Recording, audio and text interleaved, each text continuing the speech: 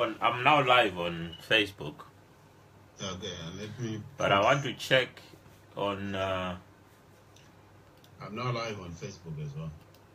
Okay, I want to check how much. Yeah, I want to check my live feed. Yeah, it would I right. Okay. Echo. I want to check on.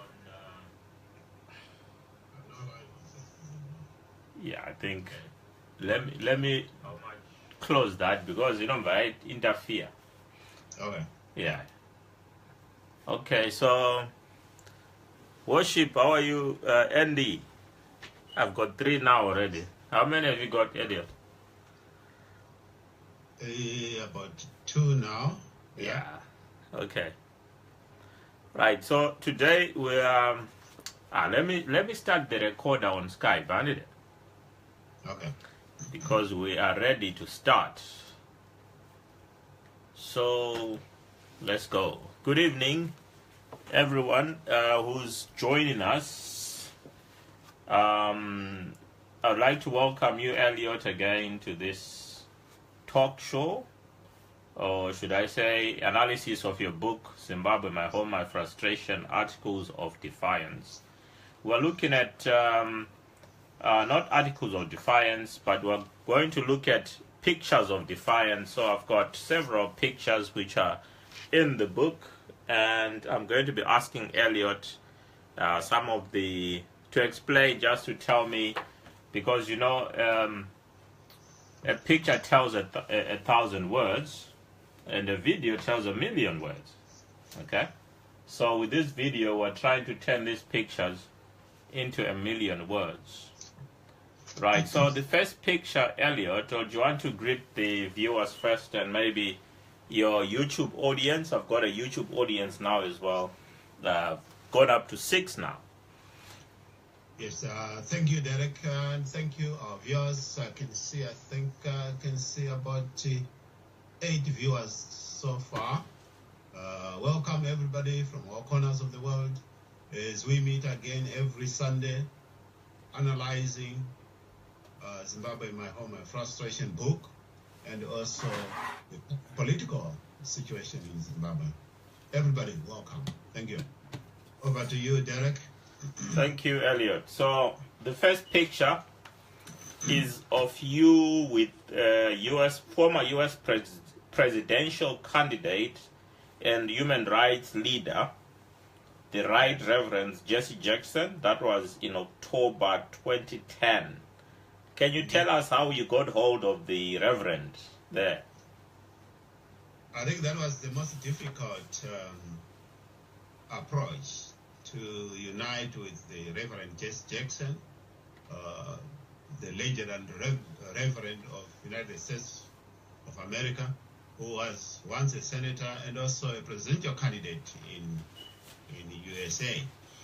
Firstly, it's a long story, but I'll cut it short. Yeah. What happened is I first received an email. That was 2010, that the Reverend was coming to UK in London, soliciting whether I was interested in meeting him. Initially, I thought it was just a spam, so I ignored it. And then after about 2 weeks, another email came. Now with the sort of itinerary as to where he was going to speak. He was going to speak at London School of Economics. Then I realized, well, this is no longer a spam, because there was now the program itinerary of his coming to UK. And there was also somebody who was coordinating within UK, and there were contact numbers, and then I did contact that person to say, yes, I think it would be quite interesting to meet Reverend Jesse Jackson. I mean, he's a human rights leader, globally well known, and given the scenario that we have in Zimbabwe and the challenges we are facing, having a network like Reverend Jesse Jackson would add value to our struggle. Yeah. So this is how I eventually went to London. As to be expected, there were so many people who had come to hear his speeches. at London School of Economics, and it was not easy. Just to talk to him, it was not easy at all.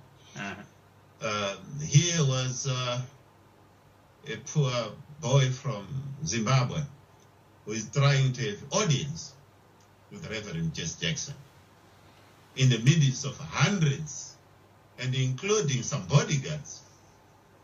As to be expected, he's a very prominent person. He moves with high security. Yeah. And then, yes, after his speech, he then went into closed session with a few prominent people, or those who had invited him. There were very few.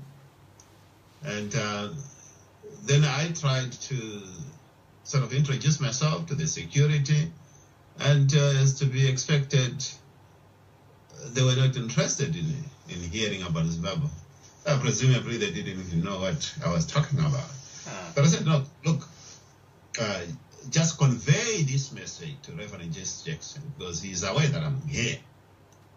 And then after conveying to Reverend Jesse Jackson, and then I was allowed in the closed session. So that's how I eventually find myself in the same room with Reverend Jesse Jackson. And I then discussed with him, updated him on the Zimbabwean situation, and the current scenario in terms of the political dynamics and power dynamics. And we were also at the height of 2010. Yes, we were in Government of National Unity, but we are aware that the Government of National Unity had challenges. Yeah. So all those, I managed to update him, and hence you saw that picture. So yes, this chapter 6, I then sort of assembled certain pictures of a historical nature. Yeah, sort of fixed points in our history. Okay. So that is one of it. Okay, so moving on to the next picture. It's the one where you say, in memory of my murdered brother Matthew Peve and those fallen during a hero's commemoration in August 2009. Now, is Matthew the one on the left on that page? No, those were people commemorating. Yes. Oh, so okay. Those people were commemorating. Because that's you in the middle there, isn't it? His death, yeah. It was way after his murder, yeah. Okay. Right. The late brutal Governor Bodagezi with his PA, Mrs. Jones. Yes. What are your memories of that man? I know you bright shoulders in terms of fighting for political space in Bindura. Indeed. Maybe our viewers might be also interested that Bodagezi knew me well before MDC was formed, and well before I joined the politics as far as MDC is concerned.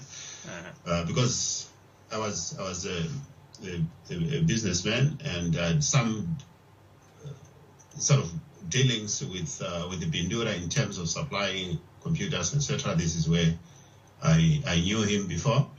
So yes, that picture epitomizes a person whom I knew as maybe an effective governor before, and then who turned into a very brutal person.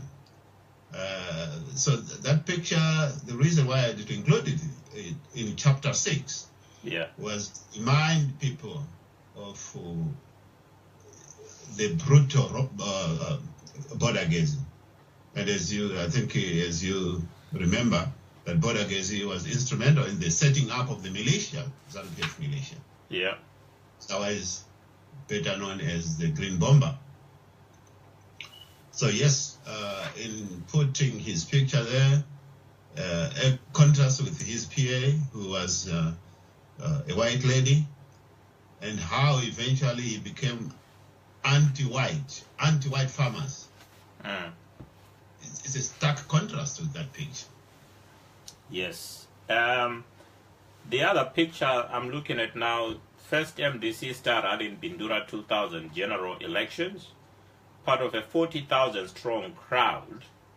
The showground, ZANU-PF disputed the figure and pegged it at 25,000, and you got 11,500 votes from that. Yes. So it means you got more than half. Indeed. No, 11,000. No, that's less than, because half is 12,500. Are you saying more than half of the people who attended?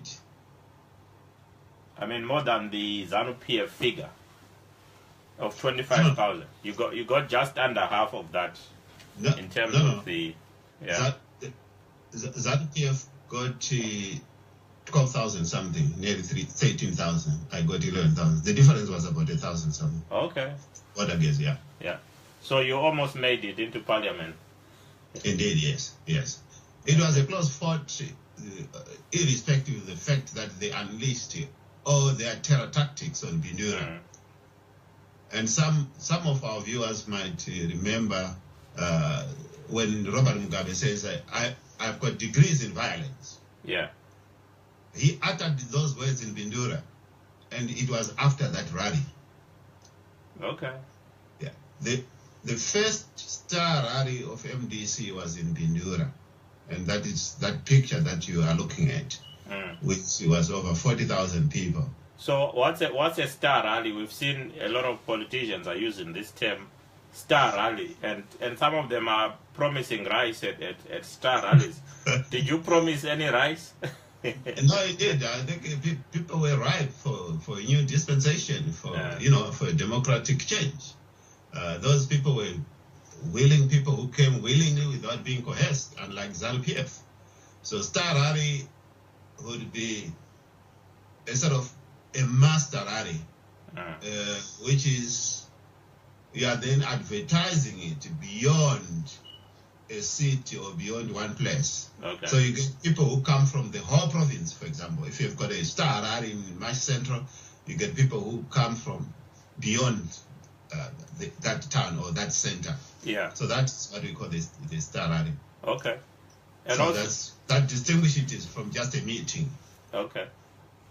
Yeah. So what I was also explaining is that so the first Star Rally of MDC was in Bindura, where over 40,000 people attended.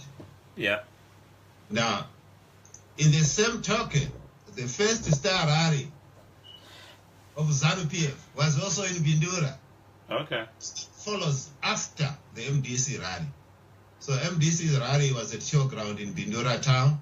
Mugabe is his in the rural part of Bindura, Manenga business center. Okay. And it was at this business center, Manenga business center, that Mugabe declared that MDC and the opposition the enemy of the state, and that's when he then declared that he has got degrees in violence. And from then he unleashed violence against opposition. How big was the crowd at their Star Rally, ZANU-PF? It was nowhere half the number of people who came for MDC Star Rally. Okay. Yes. Right. Then you are campaigning deep in rural Msana, rural part of Bindura constituency in 2000. How effective was this village-to-village campaigning? I see there you've got a megaphone, and yes. you are backing into the microphone there. Indeed. Yes. How effective do you think was that kind of campaigning? Let me just show this to my viewers on here. So this is the Musana one, rural area. Yes, I think it was very much effective. When the MDC started, what we wanted to do was to take the struggle to the people, the grassroots. So that picture about a meeting when I was in the rural area of Bindura, Musana communal area, you can see that there were also elderly people there. Yeah. Very much eager to define their destiny. People have been fed up with the ZANU-PF long back. Yeah. And they want to see a change. And that change could only be delivered through MDC. because we had very clear policies in terms of turning around the economy, clear policies in investing in the rural areas, clear policies in empowering the people of Zimbabwe. And it resonated much with the people in the rural areas.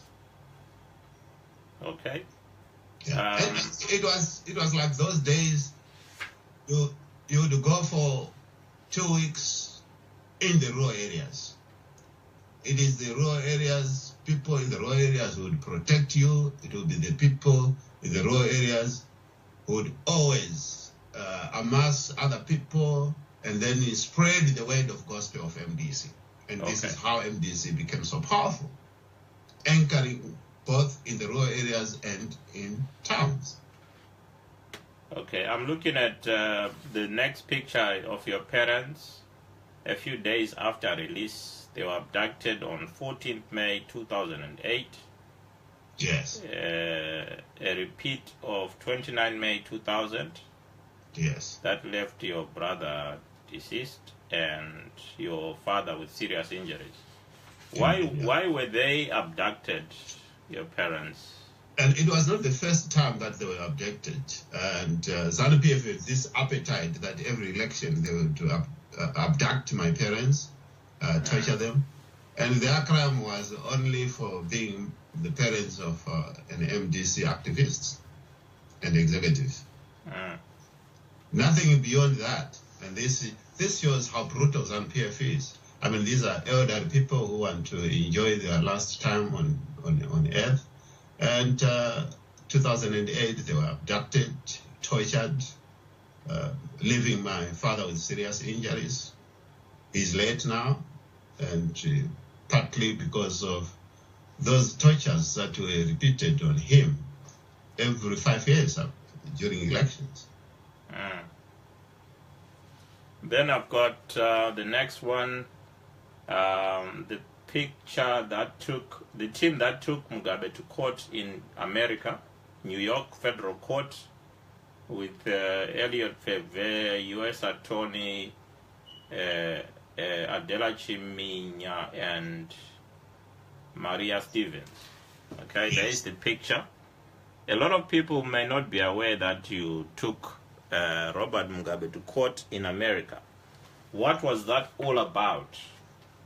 Yeah, I think the U.S. court was widely reported throughout the world in various newspapers, also on televisions.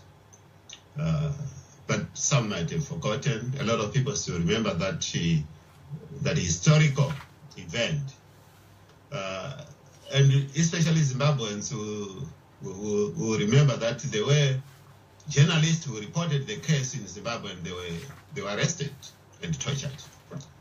And during that time, Jonathan Moyo was in charge of the propaganda machinery of ZANU-PF. And he went on the television to say nothing like that happened. The president was never arrested, and there was no court that set in USA, which eventually turned out to be he was trying to do a spin and propaganda. Yeah. Back to what was it all about? This was a class action. We tried in Zimbabwe to have those people who especially was implicated in the murders of my brother, in the murders of Chiminya, in the murders of other Zimbabweans, to be brought to court. And unfortunately, because there's no rule of law, nothing did happen, and the police were reluctant to prosecute or to file charges. Of course, there was political interference all the time. So the next thing was to say, well, let's look for anywhere within. We tried even in terms of SADC, whether there were any laws in SADC that we could use to get a redress of the murders that we were pursuing. Yeah. And we couldn't find any recourse in the SADC. We couldn't find any recourse within African Union. And then eventually we managed to get a recourse in the United States of America because they've got a law that they can try even heads of state in other countries. Yeah. So we filed this in the United States of America, and then it went to federal court. Mugabe was summoned to appear before the federal court in New York, and he didn't, so he was tried in absentia. And it was after that court, and the ruling was there was a compensation for $400 million US. And the court also ruled that they would pursue confiscation of assets towards that ruling. And this is, again, part of the process that eventually made the Congress in the USA to impose sanctions, targeted sanctions on Robert Mugabe in terms of travel ban. So, among other factors.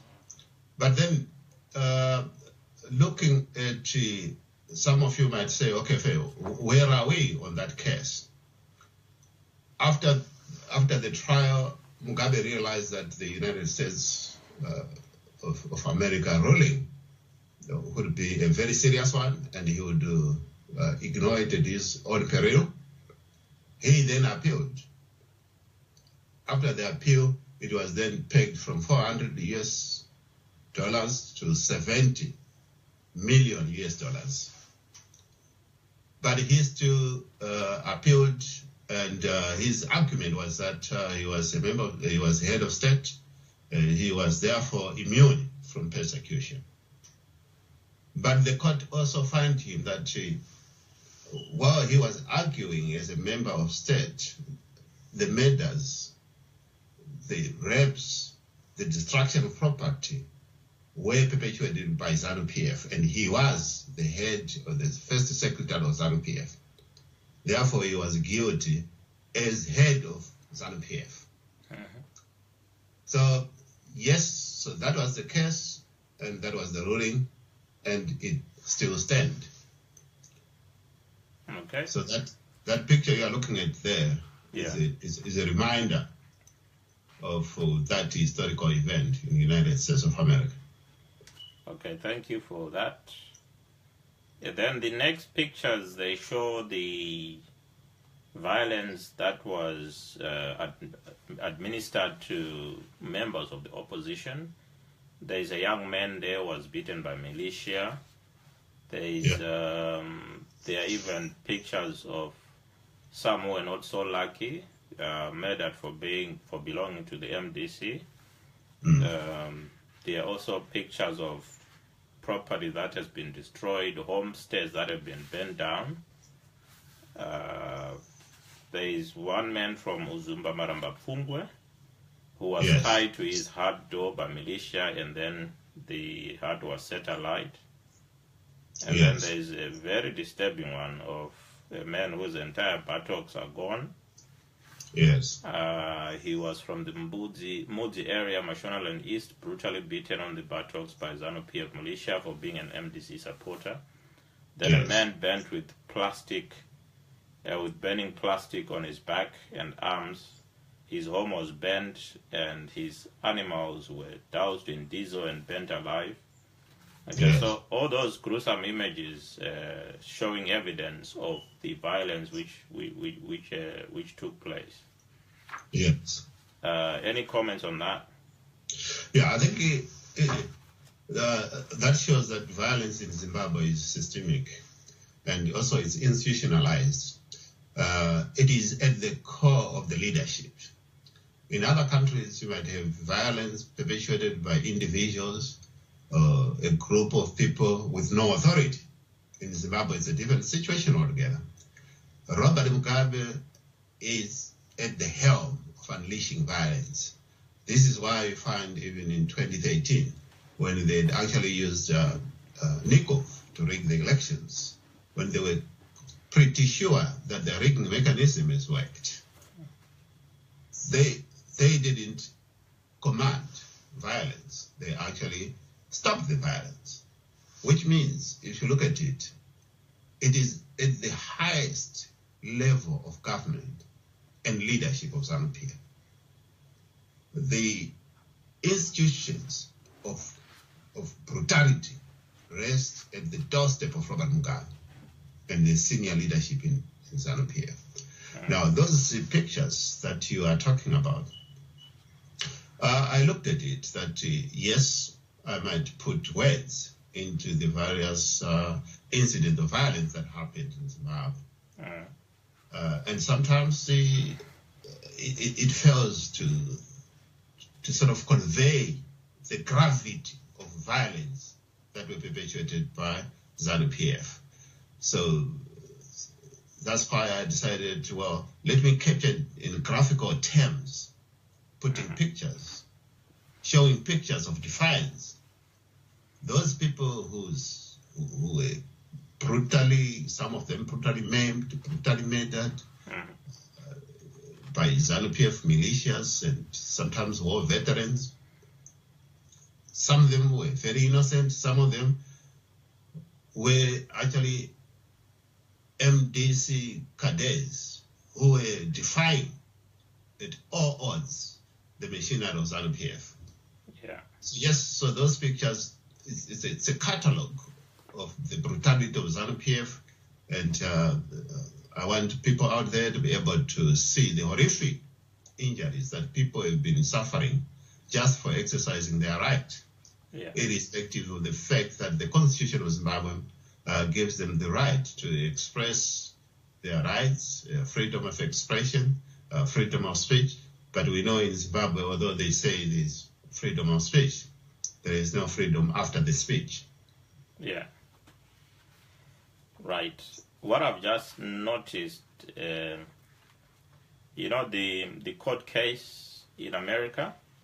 Yes. That is, there's a whole chapter on that, and it's the next chapter. And then, so I think actually, since we've talked about it, we can even skip the U.S. court case chapter 8, so that readers can go through the chapter 8 and read it for themselves. And also I've noticed that chapter 9 has got the names of up to 120 names of MDC supporters, members who were killed due to political violence.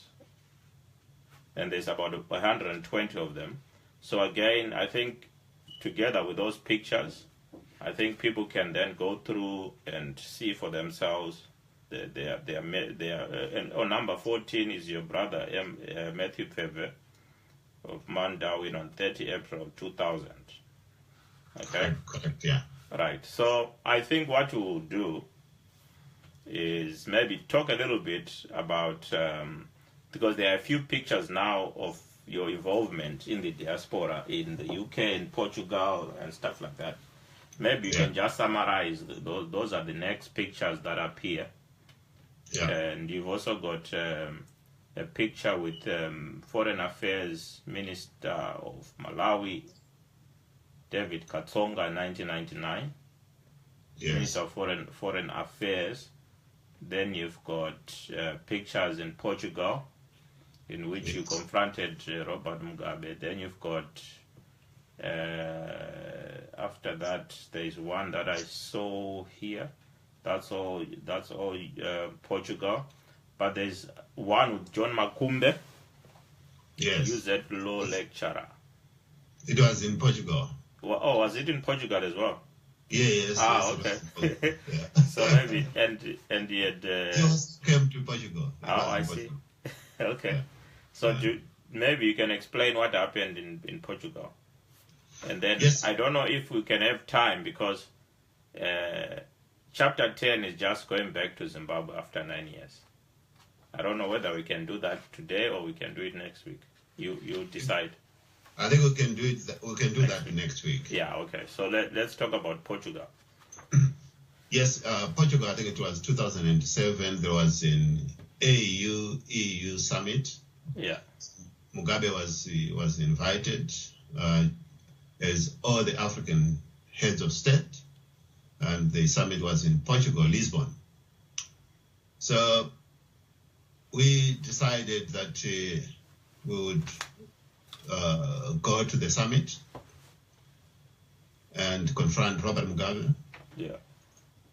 With clear points, demanding the names of those people who have been murdered by his government, by his party. And we also wanted to do a citizen's arrest on Robert Mugabe on the basis of those murders. There were about, I would say maybe about 22 Zimbabweans. Yeah. So we flew to Lisbon. There were other demonstrators also against other leaders who were tyrant leaders, including Gaddafi of Libya. And Zimbabwean contingent, I would say, I have to be very thankful. They were the most forceful of demonstrators in Lisbon, the most visible. And also, as you would expect of such a historical summit, there were quite a lot of media. The CNN, BBC, Al Jazeera, also TV stations in Africa, including SABC. And we capitalized on that to convey our message of dismay of Robert Mugabe. Yeah. By that time, Robert Mugabe was also on targeted sanctions by the EU. And we were also demonstrating against some leadership of EU who were supporting Robert Mugabe's presence. And that included the Chancellor of Germany. Is that Angela Merkel? Yes, Angela Merkel. And we conveyed our dismay to that. And I think it was right, and it should be. Zimbabweans all over, wherever we are, we should be united, demand what is rightful ours, and demonstrating our dismay against this regime of Robert Mugabe. And that is exactly what we're doing in terms of Lisbon. Mm. And I think it was a very successful one. We made our presence very felt. Can you talk to us about your confrontation with Gaddafi's bodyguard? Well, yes. It was during the same time. There were people demonstrating against Gaddafi. Mm. Those were from the diaspora. There were fewer than Zimbabweans. I would say, well, Zimbabweans were about 22, and maybe there were about 7 or so with placards. Knowing that Gaddafi was a very feared man. Even people in the diaspora were very fearful of him from Libya. And Gaddafi would be surrounded by female bodyguards. And normally they were teenager bodyguards. So, yes, when they realized that there were posters denouncing Gaddafi, I've never seen such a type of uproar coming from girls. So spinning, using karate against demonstrators. It was doing somersault. It was dramatic. So there was a fist flying and confrontation with the opposition, Gaddafi opposition, and the bodyguard. So, of course, there were few, and then eventually they to flee, and the only sanctuary that they would find safety was within Zimbabweans. Mm. So then they came to us for support, and it was only then that that violence ended, and of course the police, riot police, were there in full force. Mm. In a way, Zimbabweans supported the opposition, the Libyan opposition, to stand their ground because it was a matter of numbers. Yeah. Yeah. Not by design and intent, but I suppose it was like, comrades in arms. Okay, thank you for those very interesting stories indeed. Next week we're going to look at chapter 10. Like I said, chapter 9 and chapter 8 are covered in the pictures. But the whole of chapter 8 is just the full court case, which you can go through, and we're not going to read the whole court case here, but it's there in full from A to Z. Then, of course, chapter 10 is about your return to Zimbabwe after 9 years in December 2011. And we're going to talk about that next week. So I would like to thank our viewers for watching, both on Facebook, and we're going to post this on YouTube. We are using Skype to record this, and then we'll post it on YouTube soon after. But these two videos, because Elliot was also recording, or was also live on Facebook, so he's also going to post on his Facebook. So, are there any questions? I don't have any questions today from my Facebook, but do you have any questions there, or any people you'd like to acknowledge? I've got Cyprian and Savannah. I'd like to acknowledge them, but there were others before that. The names have disappeared now, but I know George was there. And, I still have a couple of names. General Isaac, as usual, Swift, Prof. Taffy, Brighton GB, Henley, Maburai, still on there.